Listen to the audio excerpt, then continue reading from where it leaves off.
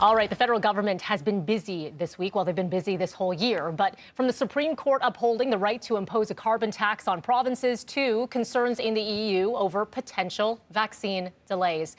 There's a lot to break down. So joining me right now is U of T political science professor Nelson Wiseman. Good morning to you, Nelson. It's been some time.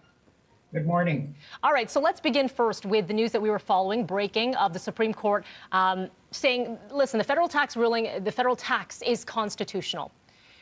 In the game of politics, what does that mean? Well, there's a legal issue here and there's a political issue.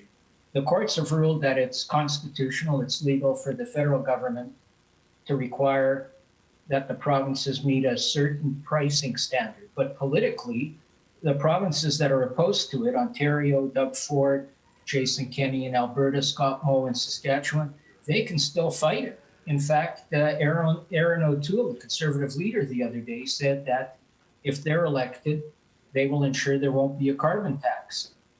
And they can do that. So they could always reverse the policy. But right now we have a Liberal government in power federally.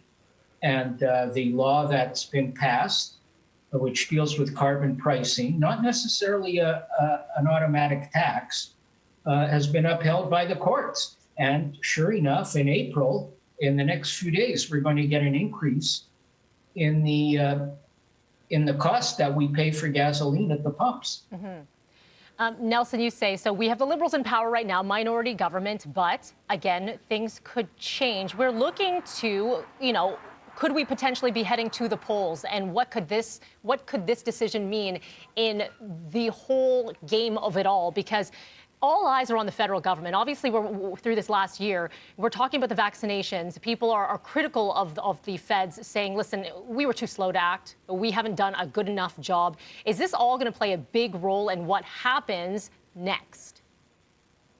Well, I'm one of those who doesn't think we're going to have an election.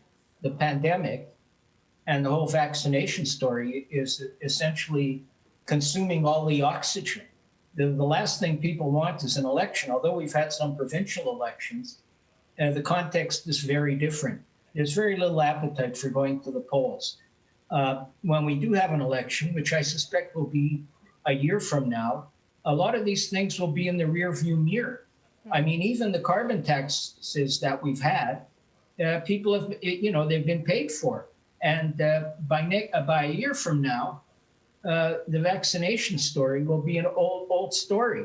You can't tell what's going to happen in an election. Election campaigns are very dynamic and they can turn on a dime, and they have in the past. So I won't speculate now on what impact these two particular issues are going to have on the election. Nelson, very quickly for you, we are looking ahead to the federal budget in just a few weeks' time. What are you anticipating it will look like? Oh, I'm anticipating continued very high deficits and a mounting debt. And I think, obviously, the Conservatives will make a lot of noise about that.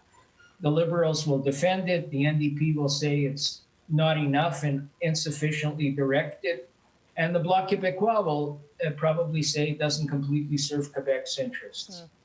Yeah, a lot to watch here. Nelson, we appreciate you taking the time, especially this early morning. Thank you. Thank you. Okay, 7:09, that's what we're sitting at right now. We're going to join the gang. Good morning, everyone. Happy Friday.